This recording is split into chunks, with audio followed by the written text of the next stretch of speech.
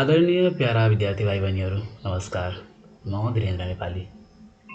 आज मैले कक्षा 8को गणित विषयको पाठ 3 आनुपातिक र अनानुपातिक संख्याको अभ्यास 3.2 को उत्तरहरू अथवा समाधानहरू स्टेप बाई स्टेप समाधानहरू लिएर उपस्थित भइसकेको छु।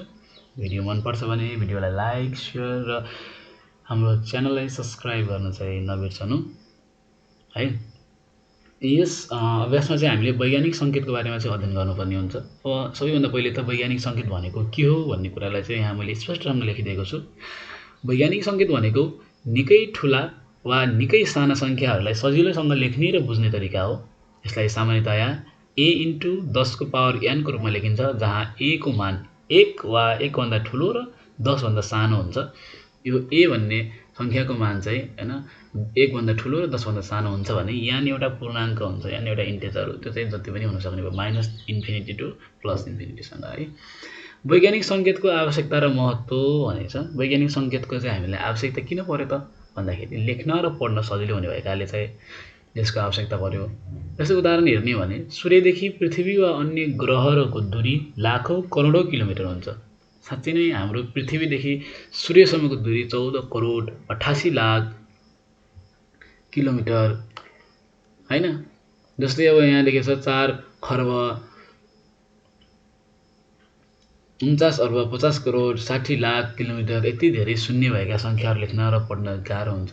वैज्ञानिक सङ्केतमा यसलाई छोटो रूपमा लेख्दाखेरि 4.49506 × 10 को पावर 9 किलोमिटर लेख्न सकिन्छ। त्रुटि हुन नदिन। यसको महत्त्व भनेको त्रुटि हुन नदिनु पनि हो। धेरैवटा शून्यहरू लेख्दा एउटा शून्य छुट्ने वा बढी हुने सम्भावना उच्च हुन्छ।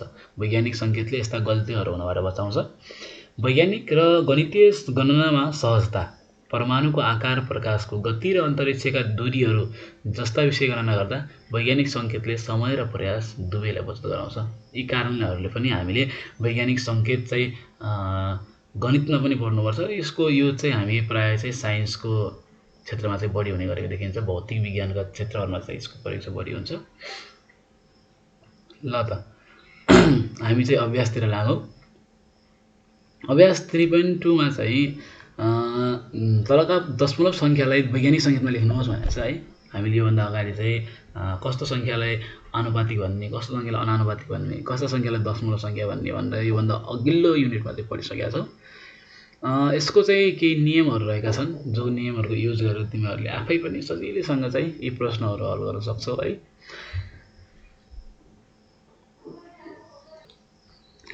नियममा चाहिँ भनेको छ दशमलव बिन्दुलाई पहिलो शून्य बाहेकको अङ्कको लगत्तै पछाडि ल्याउनुपर्छ भनेको छ है। पहिलो शून्य अङ्क, पहिलो शून्य बाहेक अङ्कको लगत्तै पछाडि ल्याउनुपर्छ। यदि दशमलव बिन्दु बायाँतिर सारिन्छ भने 10 को घाताङ्क धनात्मक हुन्छ, मतलब 10 को घाताङ्क चाहिँ प्लस हुन्छ। यदि दशमलव बिन्दु दायाँतिर सारिन्छ भने 10 को घाताङ्क ऋणात्मक हुन्छ। जस्तै दायाँतिर यतातिर सर्यो भने चाहिँ माइनस हुने भयो र यतातिर सर्यो भने चाहिँ प्लस हुने भयो। अब एउटा उदाहरणबाटै हेरौँ होइन। कमा चाहिँ 45, यो 45लाई चाहिँ वैज्ञानिक सङ्केतमा लेख्नुपर्ने छ भन्दाखेरि अब चरण 1 मा चाहिँ के भने 45लाई 45.0 भन्न सकिन्छ भनेको छ। दशमलव बिन्दुलाई पहिलो शून्य बाहेकको अङ्कको लगत्तै पछाडि ल्याउनुपर्छ। पहिलो शून्य अङ्क भनेको यिनीहरू है। अब चरण 2 मा चाहिँ दशमलवलाई एक स्थान बायाँ सार्दा, एक स्थान बायाँ है, एक स्थान चाहिँ यो दशमलवलाई एक स्थान यहाँ सार्दा, यतातिर सार्दाखेरि 4.5 हुन्छ। 1 दशमलव चाहिँ हामीले बायाँ सारेका छौँ र उत्तर लेख्दाखेरि चाहिँ अब 10 को पावर चाहिँ हामीले यहाँनिर भनेको छ कि 10 घाताङ्क यदि बायाँतिर जान्छ भने दशमलव बिन्दु बायाँतिर सारिन्छ भने 10 को घाताङ्क चाहिँ प्लस हुन्छ र दायाँतिर सारिन्छ भने माइनस हुन्छ। त्यही भएर प्लस भएर चाहिँ 1 चाहिँ प्लसमा छ, 10 को पावर 1 है। अब ख नम्बरमा पनि त्यही छ है, 3400।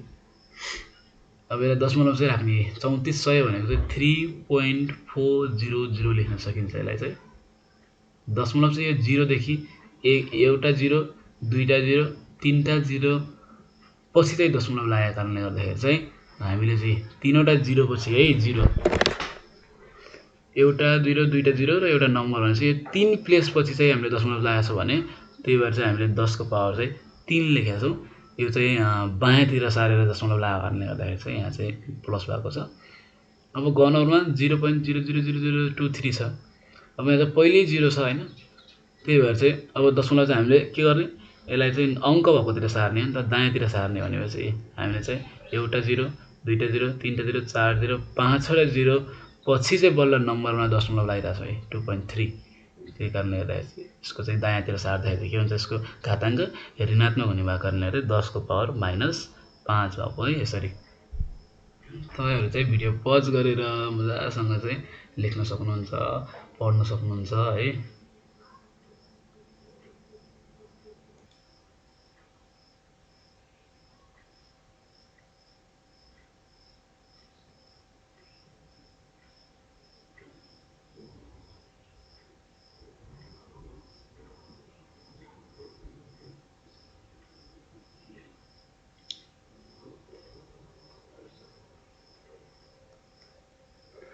अब चाहिँ हामी क्वेसन नम्बर 2 तिर जाँदैछौँ। तलका वैज्ञानिक सङ्केतहरूलाई दशमलव सङ्ख्यामा रूपान्तरण गर्नुहोस् भनेर भनेको छ है। ल, वैज्ञानिक सङ्केतमा हामीले दशमलव सङ्ख्यालाई वैज्ञानिक सङ्ख्यामा रूपान्तरण गर्ने चाहिँ सिक्यौँ। अब चाहिँ हामी वैज्ञानिक सङ्केतमा भएका नम्बरहरूलाई चाहिँ दशमलव सङ्ख्या पद्धतिमा रूपान्तरण गर्दैछौँ। यसको नियम चाहिँ रहेको छ 10 को घाताङ्क धनात्मक भए दशमलव बिन्दुलाई घाताङ्क बराबरको दायाँ स्थानतिर सार्ने, 10 को घाताङ्क ऋणात्मक भएमा दशमलव बिन्दुलाई घाताङ्क बराबरको बायाँ स्थानतिर सार्ने। यहाँनिर चाहिँ ठ्याक्कै उल्टो छ नि फेरि है। अघि चाहिँ धनात्मक हुँदाखेरि चाहिँ बायाँतिर र ऋणात्मक हुँदाखेरि दायाँतिर भन्ने थियो। अब ठ्याक्कै त्यसको उल्टो 10 को घाताङ्क यदि प्लसमा छ भने दशमलव बिन्दुलाई घाताङ्क बराबरको, घाताङ्क जति छ त्यति बराबरको स्थानको दायाँतिर सार्ने, र 10 को घाताङ्क ऋणात्मक भए दशमलव बिन्दुलाई घाताङ्क बराबरको बायाँतिर सार्ने। र जस्तै क नम्बरको उदाहरणमा 2.2.30 इन्टु 10 को पावर 4 छ भने अब 10 को पावर 4 भनेको त प्लस हो नि त, 4 त यहाँ नेगेटिभ छैन होइन, पोजिटिभै छ, प्लसमै छ भनेपछि के गर्ने त, यदि घाताङ्क धनात्मक भए दशमलव बिन्दुलाई घाताङ्क बराबरको, घाताङ्क भनेको 4 बराबरको दायाँ स्थानतिर सार्ने भनेपछि दशमलव बिन्दु 4 स्थान दायाँ, 1 स्थान 2 स्थान, अब 1 2 3 वटा 0, यस्तै 4 स्थानतिर सार्ने। यसको उत्तर चाहिँ कति भयो, 23,000 भयो। यहाँनिर पनि 5.40 को पावर छ 1 छ भने यो पनि प्लसमा छ, एक स्टेप चाहिँ साइडमा सार्ने भनेपछि 54.0 हुन्छ। 54.0 भनेको 54 नै हो। अब 1.76 को घाताङ्क 0, कुनै पनि घाताङ्क 0 हुन्छ भने त्यसको चाहिँ 1 हुन्छ एन्सर, त्यही भएर चाहिँ 1 भनेको 1ले सँग मल्टिप्लाई गर्दा सेम नै भयो है। अब यहाँनिर चाहिँ नेगेटिभ हुँदाखेरि चाहिँ के गर्ने त, दायाँतिर सार्ने है, बायाँतिर सार्ने। ल, दशमलव बिन्दु 3 स्थान बायाँ सार्ने है। 1 स्थान 2 स्थान 3 स्थान अगाडि राख्दाखेरि चाहिँ 1 स्थान 2 स्थान 3 चाहिँ जस्ता जस्तै भयो। 1 स्थान 2 स्थान अगाडि 3वटा 0 को छेउमा राख्दाखेरि चाहिँ 0.00176 यसरी एन्सर भयो। हजुरहरूले भिडियो पज गर्दै पनि हेर्न सक्नुहुन्छ है त।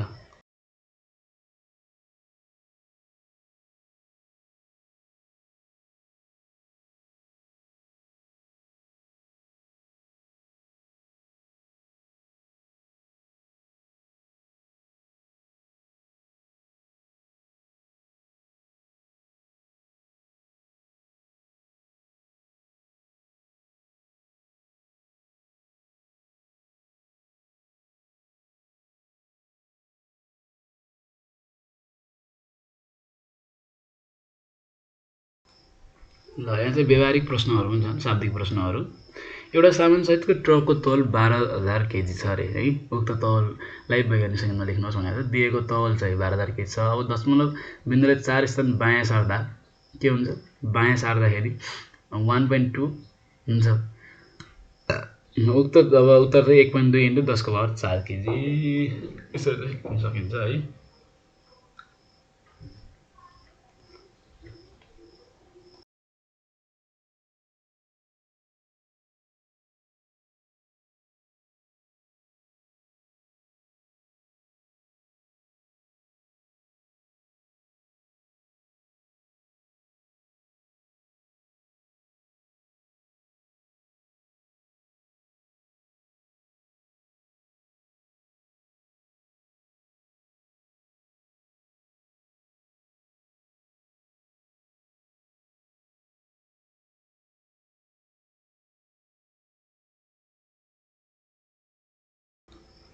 ल क्वेसन नम्बर 7 मा चाहिँ नेपाल आयल निगम काठमाडौँमा 1.87 इन्टु 10⁻6 लिटर पेट्रोल भण्डारण रहेको छ भने कति किलो लिटर रहेको छ हल छ भनेर चरण 1 मा पहिलो लिटरलाई सामान्य दशमलव सङ्ख्यामा बदल्ने 1 इन्टु 87 इन्टु 10⁻6 भनेको 10 को यसको पछाडि 5 वटा जिरो हैन 1 2 3 4 4 वटा जिरो एउटा जिरो त भइहाल्यो 6 1 2 3 4 5 6 अब चरण 2 चाहिँ लिटरलाई किलो लिटरमा बदल्ने 1000 ले भाग गर्ने 1 kl equal to 1 kilo litre भनेको 1000 लिटर होला है 1 किलो लिटर भनिन्छ अब चाहिँ 1000 ले भाग गर्दाखेरि 1870 किलो लिटर चाहिँ भयो।